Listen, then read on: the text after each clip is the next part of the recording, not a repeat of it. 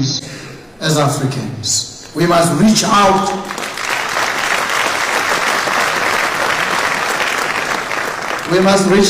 across barriers, across boundaries, across barricades, and find each other, and lean on each other, and hold each other by the hand as we strengthen, deepen intra-Africa trade. That's our only means of survival. If it's the time that Africa is facing a lot of challenge, it is now. If it's the time that Africa is in a glimpse of realizing its full potential, it's now. And that's why every reader are coming forward now to talk about this. Yeah, what's up, my people? It's me, Kevin. I don't know you, but if we continue together, we shall know each other. Once again, we are going back into Botswana. The Botswana president, Duma Boko, has said that we should not continue as Africa to exist in others' mood swing. Check this. Devil our continent. We've seen when the rough winds of circumstance demonstrated to us the challenge that faces multilateralism in today's world. We've seen how over-reliance on trade with certain powers of the world has rendered us so fatally vulnerable that we are now dependent on their mood swings. They determine what happens on the African continent. And this is because we've allowed ourselves to fall into a trap of self-loathing, where we've hated not just ourselves but our neighbors on the African continent. We've refused, we've been reluctant to trade with each other, to see and recognize each other's worth.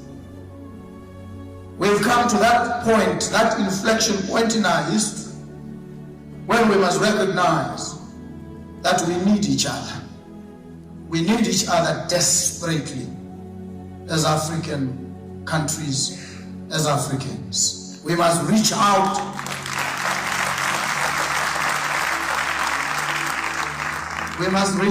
across barriers, across boundaries, across barricades, and find each other, and lean on each other, and hold each other by the hand as we strengthen, deepen intra-Africa trade. That's our only means of survival. We've spoken on this. There's been a lot of political rhetoric around these issues.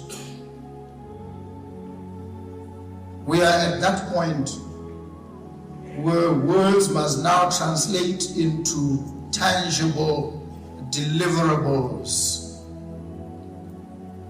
Hundreds of thousands of our citizens across the breadth, the length of the African continent are still caught in the hellish death grip of poverty and unemployment. Africa is in distress. It is calling out to each and every one of us. That cry of distress is a call to the rescue. And we must rise here and now and into the future and respond to that cry of distress.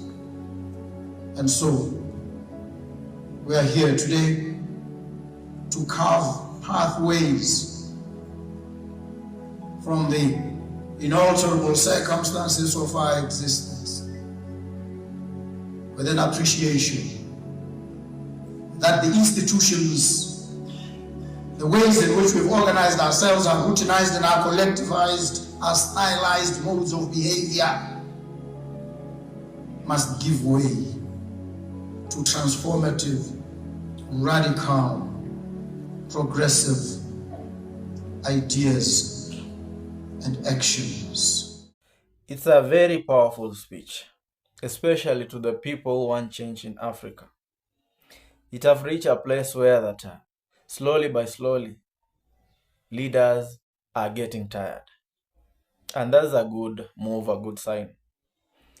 Especially from the king himself, Ibrahim Traore, who shown them the way that this is the right path for us to take. As you can see, they are coming forward slowly by slowly. What's your take about this? Do you see this change very soon? Let me hear from your comment. See you guys. See you then.